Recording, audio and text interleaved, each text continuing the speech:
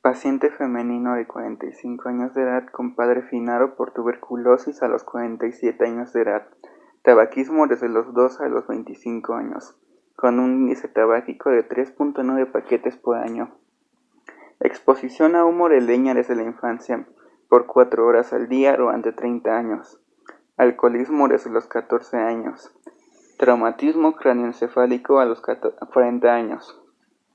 Sus ocupaciones han sido campesina y cortadora de ladrillo, con exposición a humo de hidrocarburos en la fabricación de ladrillo.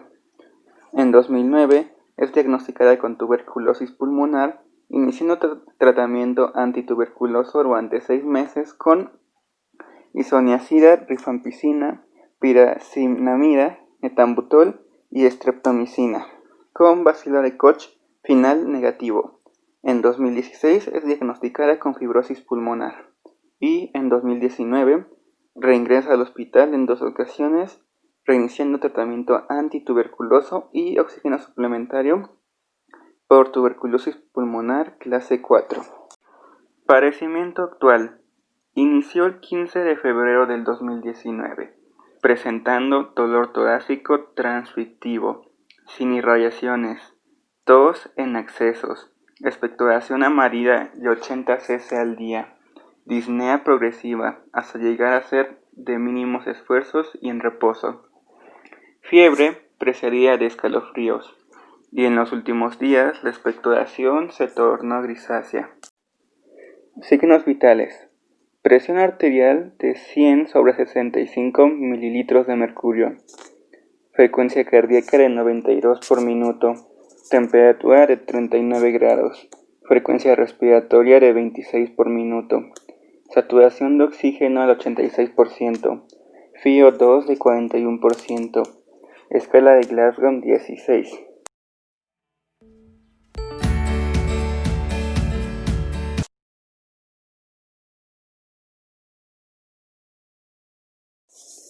Buenas tardes, señor.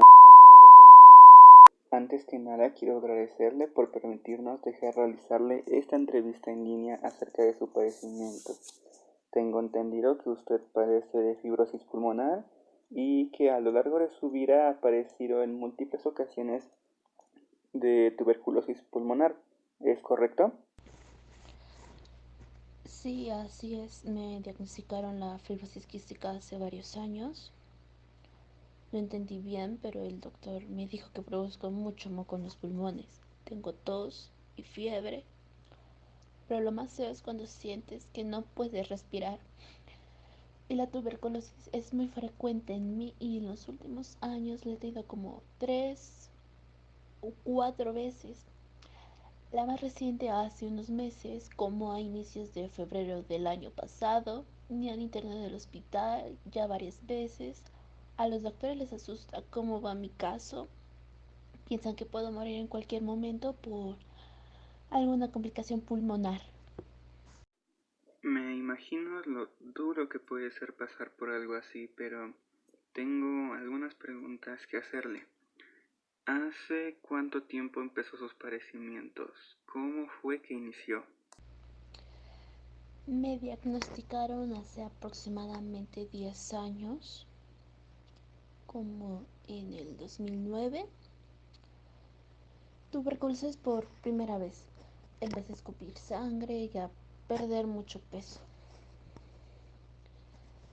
En ese entonces tan solo tenía 35 años y todo fue para peor.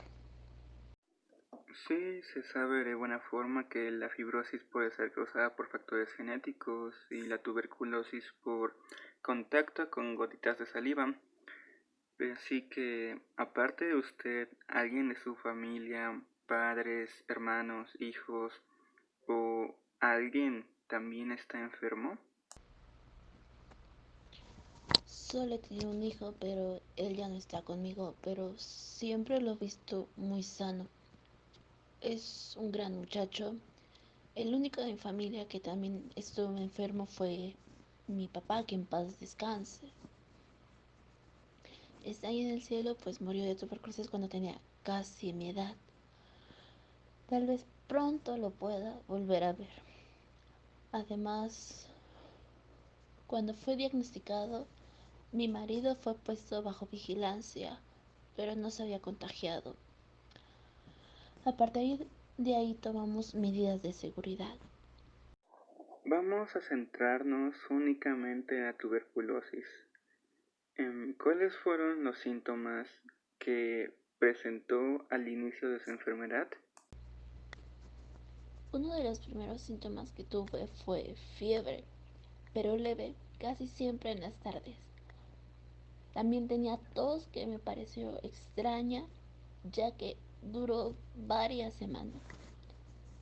Luego de la nada comencé a perder el apetito y empecé a notar que mi ropa me quedaba bastante grande. También recuerdo que tenía una sudoración excesiva por las noches y me sentía muy cansada. Vale, ¿y qué signos o síntomas se agregaron en el curso de su enfermedad? Posteriormente comencé a sentir dolor al toser y cuando lo hacía salen flemas. Pero pensé que no se trataba de nada grave, pero no fue hasta que llegué a toser y vi un poco de sangre que comprendí que necesitaba ayuda médica.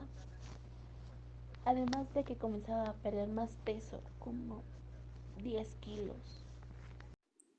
¿Y de qué molestias padece actualmente? Actualmente me llega a doler el pecho, además de que no puedo hacer casi nada, tanto porque siento que me falta el aire, incluso cuando estoy en reposo. Además, la tos continúa y las flemas son como amarillas y me siento débil o fatigada. No puedo hacer el quehacer de mi casa, pero ya estoy en tratamiento. ¿Qué estudios de laboratorio o de gabinete son los que se realizan cuando existe una sospecha diagnóstica de tuberculosis pulmonar? Hasta ahora me han hecho la prueba de tuberculina y salió positiva, pero me dijeron que no era suficiente para ser diagnosticada la enfermedad, por lo que me realizaron una baciloscopía o algo así y un cultivo. También me han mandado a hacer unas placas de tórax. Y por último, ¿cuál es el tratamiento médico que usted utiliza para tratar su padecimiento?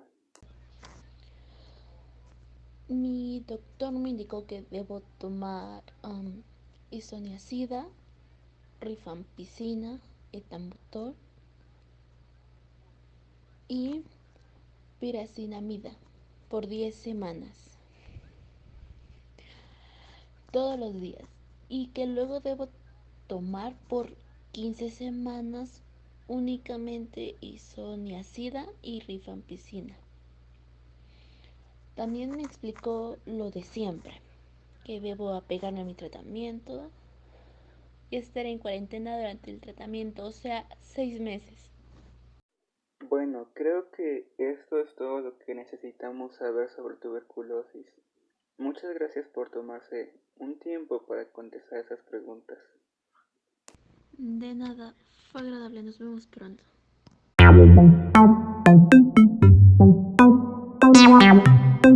Ahora, pasando al diagnóstico, vamos a tener que el paciente se hizo 2 tipos de pruebas para confirmar su diagnóstico de tuberculosis.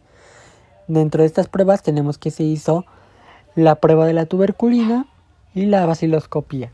Empezando con la prueba de la tuberculina, vamos a tener que su función va a ser generar una reacción de hipersensibilidad tipo celular o también llamada de tipo 4 retardada. Esto como sucede, bueno, vamos a recordar que las reacciones de hipersensibilidad de tipo 4 son iniciadas por linfocitos T específicos sensibilizados. Esto va a generar 2 tipos de respuestas. 1. Pueden hacer reacciones de hipersensibilidad retardada iniciadas por los linfocitos TCD4, o la otra es que se generen reacciones de citotoxicidad directa mediadas por linfocitos TCD8. Bueno, pero en el caso de la prueba de la tuberculina lo que se genera es una reacción de hipersensibilidad retardada iniciada por linfocitos TCD4. Vamos a también entender que las reacciones de hipersensibilidad retardada, su característica principal es que se van a manifestar por una respuesta inmune a las 24 o 48 horas después de que se tuvo contacto con el antígeno en individuos previamente sensibilizados, es decir, individuos que ya tuvieron contacto con el antígeno, en este caso con la bacteria de Mycobacterium tuberculosis. Bueno, y estas reacciones son desencadenantes por linfocitos TCD4 de la subpoblación TH1, pero también en ocasiones pueden ser por linfocitos TCD8.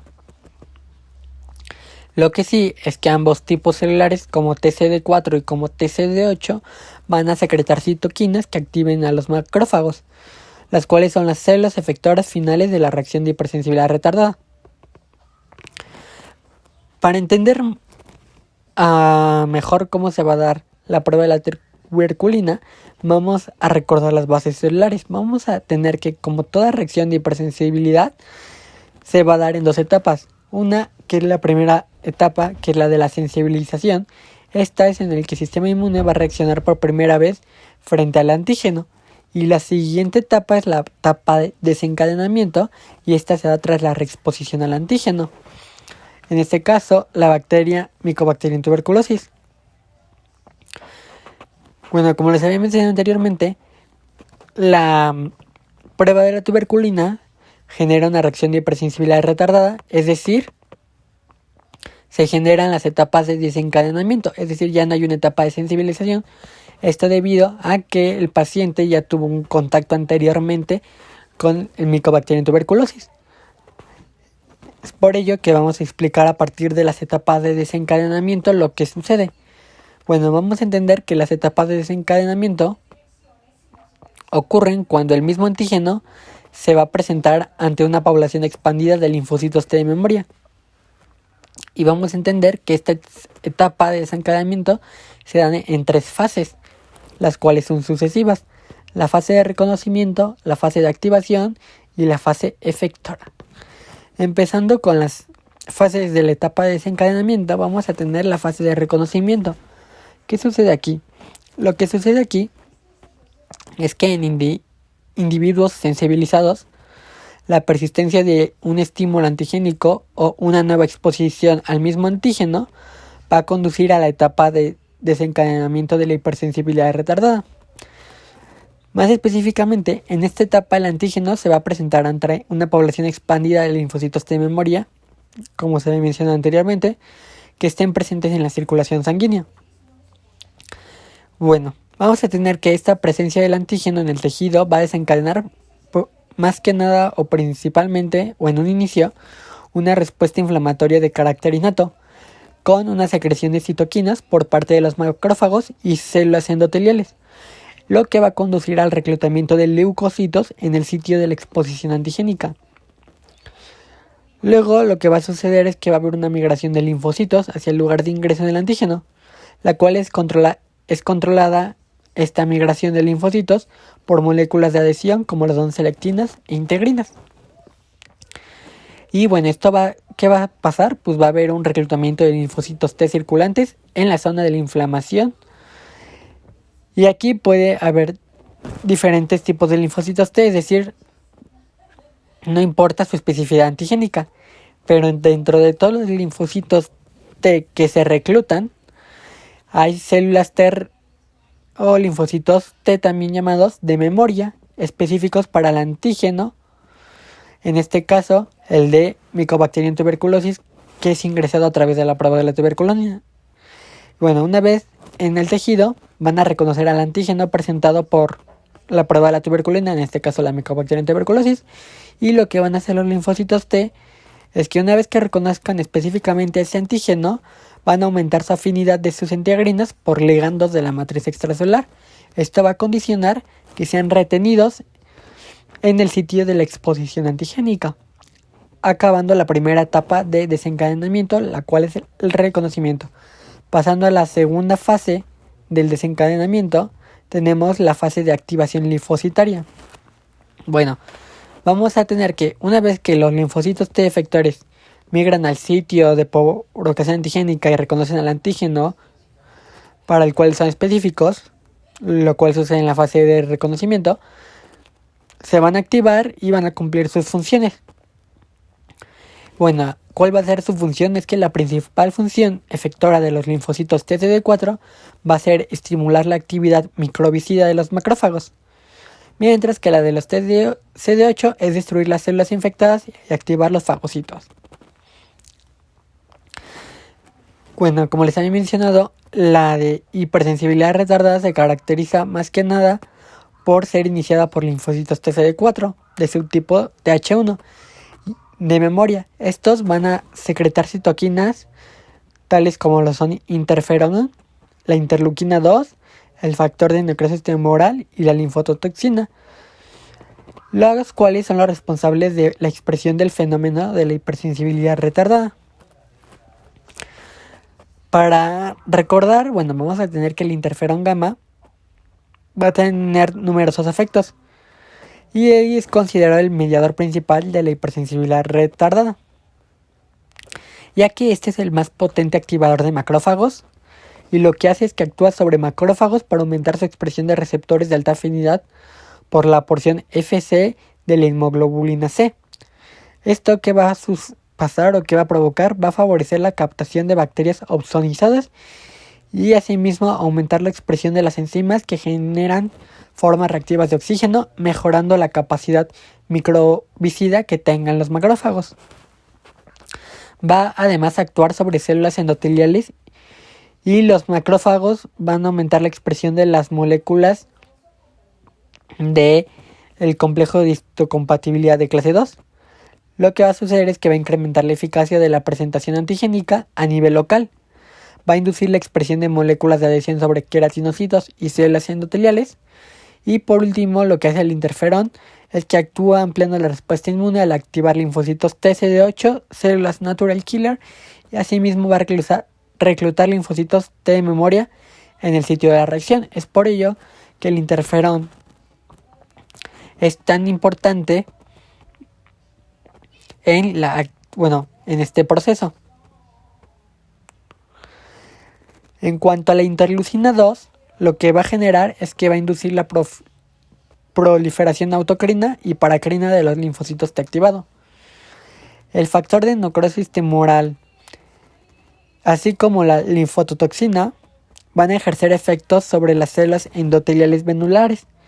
¿Qué van a hacer específicamente? Van a aumentar la secreción de prostaciclina, lo que va a hacer una vasodilatación y va a favorecer el flujo sanguíneo, lo que va a inducir la expresión de moléculas de adhesión y de factores quimiotácticos. ¿Qué sucede con todos estos cambios? Es que todos estos cambios van a facilitar la extravasación de los linfocitos y monocitos en el sitio de la reacción de la hipersensibilidad retardada, es decir, donde se llevó a cabo la introducción del antígeno. Y ya por último, vamos a tener a la fase efectora de la etapa del reclutamiento. Vamos a tener aquí que los monocitos reclutados en el sitio de la reacción de la hipersensibilidad retardada se extravasan en el tejido y se diferencian a macrófagos. Como les había mencionado, es por ello que se dice que son las últimas células efectoras de la hipersensibilidad retardada. Esta activación de macrófagos va a depender de las señales de los linfocitos TCD4 subtipo TH1 y en ocasiones a veces también de los linfocitos TCD8. Dentro de las principales señales de activación tenemos a las citoquinas, el interferón gamma, como se mencionó previamente, y las interacciones de CD40 y LCD40. Esta activación de macrófagos va a conducir a la aparición de cambios cuantitativos en la expresión de varias proteínas que van a dotar a los macrófagos activados de la capacidad para realizar algunas funciones que no pueden llevar a cabo los monocitos en reposo. Una vez que se activan, los macrófagos ya pueden desempeñar varias funciones efectoras debido a este cambio. Dentro de estas funciones tenemos que van a destruir los microorganismos fagocitados a través de la producción de sustancias bactericidas como los intermediarios reactivos de oxígeno, el óxido nítrico y las enzimas lisosómicas. Otra función que tienen es que estimulan la diferenciación de linfocitos T hacia el subtipo Th1 mediante la secreción de interleucina 12 y también tienen una función especial en la inducción de la reacción de hipersensibilidad retardada. También otra función que tienen estos macrófagos activados es que se vuelven células presentadoras de antígeno más eficaces debido a un aumento de la expresión de las moléculas del complejo de histocompatibilidad de clase 2 y de coestimuladores, lo que va a provocar que haya una mejora de la activación de los linfocitos T y de esta manera se amplifica la respuesta. Otra función que pueden tener estos macrófagos activados es la inflamación aguda mediante la secreción de citoquinas como es la interleucina 1, quimioquinas, mediadores lipídicos y factor de necrosis tumoral. Y como última función es que van a facilitar la reparación de los tejidos dañados a través de la eliminación de tejidos muertos y la secreción de factores de crecimiento que estimulan la proliferación de fibroblastos, la síntesis de colágeno y la angiogénesis. Entonces, vamos a tener que durante todo el proceso de la fagocitosis y activación de los macrófagos, las sustancias bactericidas pueden ser liberadas al espacio extracelular, donde van a actuar como importantes mediadores de la lesión tisular. Cabe recalcar que cuando los macrófagos activados, estos van a ser incapaces de erradicar al antígeno. Van a continuar produciendo citoquinas y factores de crecimiento que modifican en forma marcada el ambiente tisular, configurando una respuesta de hipersensibilidad retardada.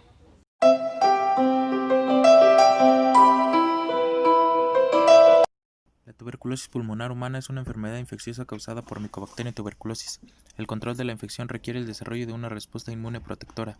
Este tipo de respuesta inmunológica incluye la participación de los macrófagos alveolares, linfocitos T, CD4 y CD8, y la producción de citocinas como interleucina 2, IFN gamma, interleucina 12, interleucina 18 y factor de necrosis tumoral alfa. Asimismo de quimiosinas como RANTES, MCP1 y MIP1 alfa e interleucina 8 que tienen un papel muy importante en la migración de diferentes subpoblaciones celulares al sitio de infección para la formación del granuloma.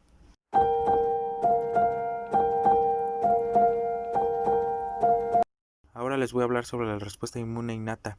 Las principales características de esta respuesta incluyen el reconocimiento de diversas estructuras moleculares ampliamente distribuidas entre patógenos como receptores TLR, los cuales inducen moléculas como el factor de necrosis tumoral alfa y el óxido nítrico, que directa o indirectamente contribuyen a la muerte de microorganismos, además de inducir la activación y orientación de la respuesta adaptativa a través de reclutamiento de linfocitos T al sitio de lesión, activación de células dendríticas y producción de citocinas y quimiosinas.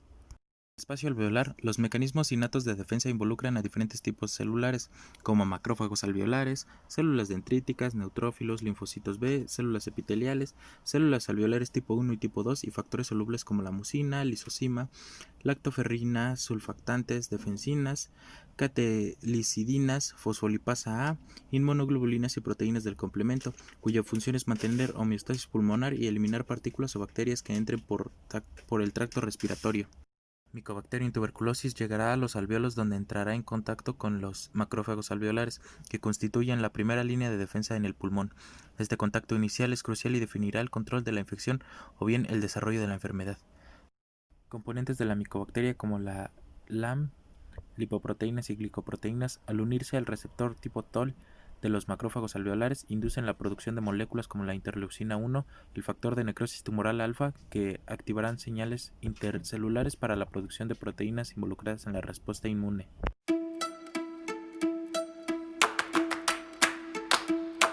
La tuberculosis pulmonar va a utilizar diferentes vías de entrada a través de diferentes receptores presentes en la superficie de los macrófagos alveolares. Receptores como los receptores para FeE, receptores de complemento como CR1, CR3, CR4, receptores de manosa, receptores carroñeros también conocidos como Schrödinger y receptores para la proteína surfactante A. Se ha propuesto que la vía de entrada de la micobacteria determinará su destino dentro de los macrófagos alveolares. Por ejemplo, la internalización a través de receptores Fe de la micobacteria opsonizada induce la producción de intermediarios de oxígeno que favorece la función fagosoma-lisosoma, mientras que su entrada a través de receptores Cr3 inhibe el estadio respiratorio y no hay maduración de los fagosomas. Posterior a la fagocitosis, Mycobacterium tuberculosis es incluida en un fagosoma para formar el fagolisosoma, en donde es destruida por los mecanismos bactericidas y proteolíticos de los macrófagos, con la consecuente generación de péptidos y otros antígenos. Los antígenos micobacterianos de naturaleza proteica son acoplados a moléculas del complejo de histocompatibilidad tipo 1 y presentados por los macrófagos a linfocitos TCD8 o bien acoplados a moléculas del complejo de histocompatibilidad tipo 2 y presentados a linfocitos TCD4, mientras que los antígenos de naturaleza glicoproteica son acoplados con moléculas CD1 y presentados con linfocitos CD8 y dobles negativos.